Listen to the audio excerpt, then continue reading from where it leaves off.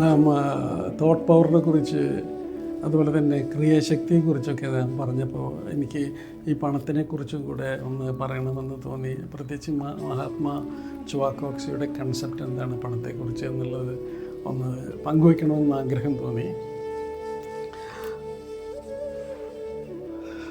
നാം അറിയേണ്ടത് പണം ഒരു ശക്തിയാണ്. അത് ദൈവികമായ ഒരു കോൺക്രീറ്റൈസ്ഡ് എനർജിയാണ്. ഒന്ന് ഓർത്ത് നോക്കുക, നമുക്ക് പണം ആവശ്യമുള്ളതാണ്. എല്ലാ മനുഷ്യനും പണം ജീവിക്കാൻ മറ്റു പല കാര്യങ്ങൾക്ക് ആവശ്യമുള്ളത് കൊണ്ട് തന്നെ നാം പണം കൊടുക്കുമ്പോൾ ആ ആത്മീയ സ്വരൂപം കൊടുക്കുന്ന ആൾ സന്തോഷത്തോടു കൂടി അത് കൊടുക്കുമ്പോൾ വാങ്ങുന്ന ആളുടെ ആത്മീയ സ്വരൂപം അതും സന്തോഷിക്കുന്നു. അതിനൊരു കൂടുതൽ ശക്തി, എനർജിയാണ് പണം. പണം കിട്ടുമ്പോൾ സന്തോഷവാന്മാരും പണം എനിക്ക് ഇഷ്ടമല്ല എന്നൊക്കെ പറയുമ്പോൾ അത് പണം നമ്മളെ അടുത്തേക്ക് വരാൻ മടിക്കും. അതൊരു എനർജിയാണ്, അതൊരു ദൈവികമായ ശക്തിയുടെ കോൺക്രീറ്റൈസ്ഡ് രൂപമാണ്. അപ്പോൾ പണം വേണമെന്ന് തന്നെ നമ്മൾ ആഗ്രഹിച്ചു കൊണ്ടിരിക്കണം. ഒരു നാണയമല്ല പണം എന്ന് മനസ്സിലാക്കണം. അതൊരു ഈശ്വരീയമായ ശക്തി കൂടിയാണെന്ന് നാം തിരിച്ചറിയണം. പണം ശക്തിയാണ്. അത് നല്ല കാര്യങ്ങൾക്ക് വേണ്ടി ചെയ്യാനായിട്ട് നമ്മൾ ഉപയോഗിക്കുകയാണ് വേണ്ടത്. നമുക്ക് പണം ഉണ്ടാക്കും തോറും നമ്മുടെ ആവശ്യങ്ങൾ കഴിഞ്ഞ് ബാക്കിയുള്ള പണമൊക്കെ നമുക്ക് നല്ല കാര്യങ്ങൾക്ക്, സമ്പന്നത കൂടുന്നതിനനുസരിച്ച് നമുക്ക് കൂടുതൽ ആളുകളെ സഹായിക്കാനായിട്ട് സാധിക്കുന്നു. സ്നേഹത്തോടെ അത് മറ്റുള്ളവർക്ക് വിതരണം ചെയ്യാനും, അല്ലെങ്കിൽ മറ്റുള്ളവർക്ക് പല കാര്യങ്ങൾക്കും അവർക്ക് ഇല്ലാത്ത കാര്യങ്ങൾ, നമുക്കുള്ള മേന്മയുള്ള ഒരുപാട് കാര്യങ്ങൾ നമുക്ക് ഉള്ളപ്പോൾ തന്നെ നമുക്ക് മറ്റുള്ളവർക്ക് വീണ്ടും ഇല്ലാത്തവർക്ക് വീണ്ടും സഹായിക്കാനും മറ്റു പലരെയും കണ്ടെത്തി സഹായിക്കുകയും ചെയ്യും തോറും നാം അത് വിത്തുകൾ വിതയ്ക്കുന്നതിന് തുല്യമാണ്. കർമ്മനിയമത്തിൽ നമ്മൾ പഠിച്ചാണ്, വിതച്ച വിത്തുകൾ തന്നെയാണ് നിങ്ങൾ കൊയ്യുന്നത്. അപ്പോൾ എത്രമാത്രം പണം നിങ്ങൾ ആഗ്രഹിക്കുന്നുവോ അത് നിങ്ങൾക്ക് കൊടുക്കാൻ സാധിക്കുന്നതിൻ്റെ ചെറിയൊരു ശതമാനം ആളുകൾക്ക്, കഷ്ടപ്പെടുന്നവർക്ക്, മനുഷ്യർക്ക് മാത്രമല്ല മൃഗങ്ങൾക്കൊക്കെ, അവരുടെയൊക്കെ അവരുടെയൊക്കെ താമസിപ്പിക്കുന്ന തെരുവിലേക്ക് ഇറക്കപ്പെട്ട മൃഗങ്ങളൊക്കെ താമസിക്കുന്ന വളർത്തുന്ന സംഘടനകളുണ്ട്. അവർക്കും എല്ലാവർക്കും ഭക്ഷണം കഴിക്കുന്ന എല്ലാ ജീവജാലങ്ങൾക്കും അത് ലഭ്യമാക്കാനായിട്ട് പണത്തെ ഉപയോഗിക്കാം. പണം കൂടുതൽ വേണമെങ്കിൽ പണം തീരെ കുറഞ്ഞ ആളുകൾക്ക് പണം കൊടുക്കാനായിട്ട് നാം തയ്യാറാവുക എന്നുള്ളതാണ്.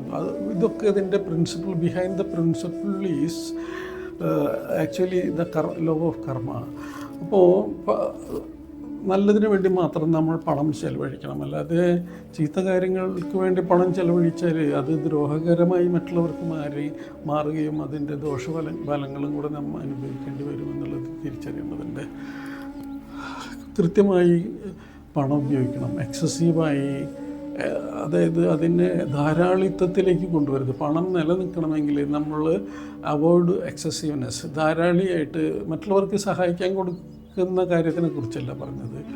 നാം അതിനെ അനാവശ്യമായിട്ട് ചിലവാക്കാൻ ശ്രമിക്കരുത്. കുറേ പണമുണ്ട്, അതൊക്കെ എന്തെങ്കിലുമൊക്കെ ചെയ്ത് കുറേ കാര്യങ്ങളൊക്കെ ചെയ്ത് അതൊരു ദാരിദ്ര്യത്തിലേക്ക് കൊണ്ടുപോകാൻ സാധ്യതയുണ്ട്. പണത്തെ സന്തോഷത്തോടും നന്മയ്ക്കും ഈശ്വരീയമായും ഉപയോഗിക്കുകയാണെങ്കിൽ പണം നമ്മെ എന്നും കാത്തുരക്ഷിക്കും. പണം നമുക്ക് ഉണ്ടെങ്കിലേ നമുക്ക് മറ്റുള്ളവന് ചുറ്റും സഹായിക്കാനായിട്ട് സാധിക്കുമെന്ന് നമുക്ക് തിരിച്ചറിയാം. അല്ലെങ്കിൽ പണമില്ലെങ്കിൽ സങ്കടപ്പെട്ട് അവർക്ക് വേണ്ടി പ്രാർത്ഥിച്ചത് കൊണ്ട് മാത്രം പരിപൂർണമാവുന്നില്ല. പണം വേണ്ടിയിടത്ത്, അല്ലെങ്കിൽ ഒരു സൗകര്യമില്ലാത്തിടത്ത്, മരുന്ന് വാങ്ങാനില്ലാത്തിടത്ത്, ഒരു വീട് വയ്ക്കാൻ സ്ഥലമില്ലാതെ വളരെ ബുദ്ധിമുട്ടി ജീവിക്കുന്ന ജനതകളൊക്കെ നമ്മുടെ മുന്നിലുണ്ട്. അവർക്കൊക്കെ പണം നമുക്ക് വിതരണം ചെയ്യാൻ, അല്ലെങ്കിൽ അവർക്ക് വേറെ എന്തെങ്കിലും വസ്തുക്കളായിട്ടൊക്കെ കൊടുക്കാൻ നമ്മുടെ പണത്തിൻ്റെ ലെവലനുസരിച്ച് കൊടുക്കും തോറും ഏറിടുന്നതാണല്ലോ. അപ്പോൾ എത്രമാത്രം കൊടുത്താൽ അത്രമാത്രം നമുക്ക് പിന്നീട് വീണ്ടും ഈ പ്രകൃതി അത് എക്കോ പോലെ തന്നെ, അല്ലെങ്കിൽ ആ ഒരു വലിയ ഒരു മാങ്ങ കുഴിച്ചിട്ടാൽ അതിന്മേൽ ഒരുപാട് വർഷങ്ങളോളം ഒട്ടനവധി മാങ്ങകൾ ലഭിക്കുന്നത് പോലെ നമുക്ക് ജീവിതം മുഴുവനും ആ പണം നിറഞ്ഞ് ലഭിക്കാനുള്ള കാരണം ഉണ്ടാകും. നാം സങ്കല്പിക്കേണ്ടത് ഇങ്ങനെയാണ്: പണം ധാരാളമായി എന്നിലേക്ക് വന്നുകൊണ്ടേയിരിക്കുന്നു സങ്കല്പിക്കാം. അതുപോലെ തന്നെ ഞാൻ ധാരാളമായി ആളുകളെ സഹായിക്കുന്നു. ഈ ലോകത്തിന് വേണ്ടി നമുക്ക് ലഭിക്കുന്നതിൻ്റെ ചെറിയൊരു ശതമാനം ബാക്കിയുള്ള കഷ്ടപ്പെടുന്നവർക്കും ദുരിതം അനുഭവിക്കുന്നവർക്കും ഞാൻ വിതരണം ചെയ്യാനായിട്ട് നാം തയ്യാറാക്കേണ്ടതുണ്ട്. കർമ്മദോഷങ്ങളെ അകറ്റാൻ പിന്നെ ഈ പണം സഹായിക്കും. നാം ചെയ്തു പോയ തെറ്റുകൾ കഴിഞ്ഞ ജന്മത്തിലോ അല്ലെങ്കിൽ ഈ ജന്മത്തിലോ നാം ചെയ്തു പോയ അറിയാതെയോ അറിഞ്ഞോ ചെയ്തു പോയ തെറ്റുകൾക്ക് ഒരു പരിഹാരമായിട്ട് നമുക്ക് പണം ദാനം ചെയ്യുമ്പോൾ നമ്മെ ആ കർമ്മ നിയമത്തിൽ നിന്ന് നന്മയ്ക്ക് വേണ്ടി നാം പ്രവർത്തിക്കുന്നത് മനസ്സിലാക്കുമ്പോൾ ലോർഡ് ഓഫ് കർമ്മ സർവേശ്വരൻ നമ്മെ ആ കർമ്മഫലങ്ങളിൽ കർമ്മദോഷഫലങ്ങളിൽ നിന്ന് നമ്മളെ ഒഴിവാക്കപ്പെടുന്നു. ഓർക്കുക, ഭാവി നിങ്ങളുടെ കയ്യിലാണുള്ളത്, ഭാവി ദൈവത്തിൻ്റെ കയ്യിലല്ല എന്നറിയുക. നാം എപ്പോഴും വിചാരിക്കും ഭാവിയൊക്കെ ദൈവത്തിൻ്റെ കയ്യിലാണെന്ന്. നമ്മുടെ പ്രവൃത്തി തന്നെയാണ് നമുക്ക് കർമ്മഫലങ്ങളായി വരുന്നത് എന്നോർക്കണം. നല്ല വിത്തുകൾ വിതയ്ക്കുക, നല്ല കാര്യങ്ങൾക്ക് വേണ്ടി പണം ചെലവഴിക്കുക. നിങ്ങൾക്ക് പണം ധാരാളമായി നിങ്ങളെ വന്ന് അനുഗ്രഹിക്കും. ആ ധാരാളം പണം വന്ന് അനുഗ്രഹിക്കും തോറും നിങ്ങൾക്ക് ലോകത്തിന് വേണ്ടി പലതും ചെയ്യാനായിട്ട് സഹായിക്കും.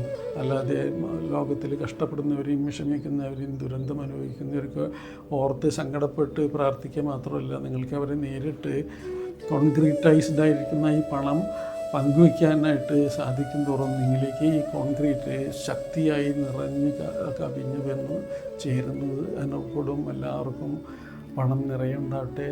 എന്നിട്ട് ലോകസമാധാനത്തിനും കഷ്ടപ്പെടുന്നതിൻ്റെയും ദുരിതങ്ങൾ അകറ്റുന്നതിന് വേണ്ടി അത് ഉപയോഗിക്കാൻ നിങ്ങളെ അനുഗ്രഹിക്കട്ടെ. എല്ലാവർക്കും എൻ്റെ സ്നേഹമുള്ള അഭിവാദ്യങ്ങൾ നിർത്തട്ടെ. നന്ദി. നമസ്തേ. Thank you Ranjith.